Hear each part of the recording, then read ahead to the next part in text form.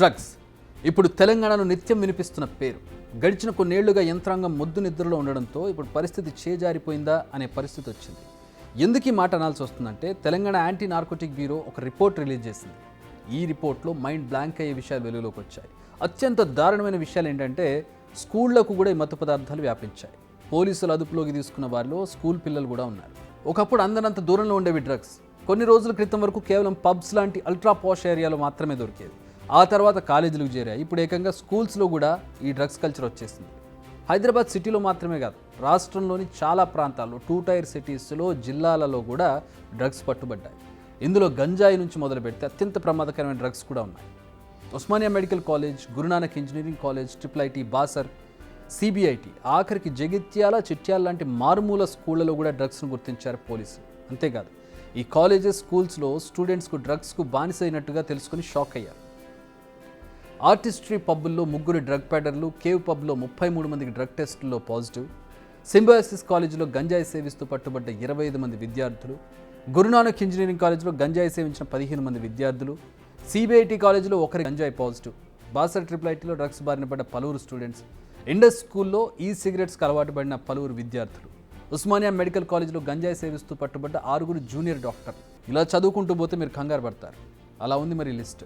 ఇవన్నీ విన్నాక వెన్నులో కాస్త వణుకు పుడుతుంది.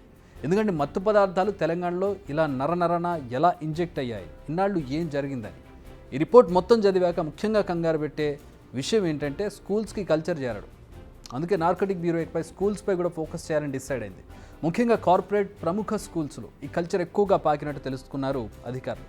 అందుకే ఇకపై స్నిఫర్ డాగ్స్తో చెక్ చేయాలని డిసైడ్ అయ్యారు. అంతేకాదు స్కూల్స్లో డ్రగ్స్ను కట్టడి చేయడానికి కొన్ని చర్యలు తీసుకుంటున్నారు. ఇకపై హై స్కూల్స్లో ప్రహారీ క్లబ్స్ను ఏర్పాటు చేయనున్నారు.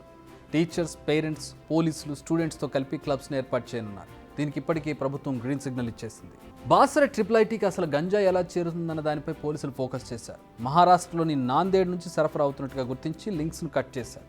యాక్చువల్గా ఈ ఆపరేషన్ కొన్ని రోజులుగా జరుగుతోంది. బట్ స్టూడెంట్స్ ఫ్యూచర్ను దృష్టిలో ఉంచుకుని చాలా సీక్రెట్గా ఈ ఆపరేషన్ నిర్వహిస్తున్నారు. ఇకపై తాము ఎవరిని ఉపేక్షించేది లేదంటున్నారు నార్కోటిక్స్ బ్యూరో అధికారులు. స్కూల్స్, కాలేజెస్, పబ్స్, ఎస్పెషల్గా డీజేలపై ఇక నుంచి నిఘా మరింత పెంచనున్నారు. ముఖ్యంగా మద్యం నుంచి మొదలుపెట్టి గంజాయి, డ్రగ్స్ వరకు సప్లై చేస్తున్న వారిపై ఉక్కుపాదం మోపుతామంటున్నారు.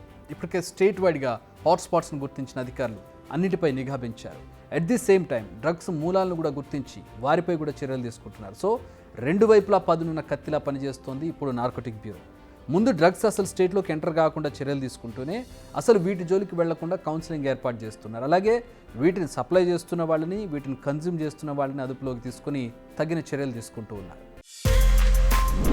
బిగ్ టీవీ అవుట్లుక్ కథనాలు నచ్చితే వెంటనే బిగ్ టీవీ ఛానల్ ను సబ్స్క్రైబ్ చేయండి.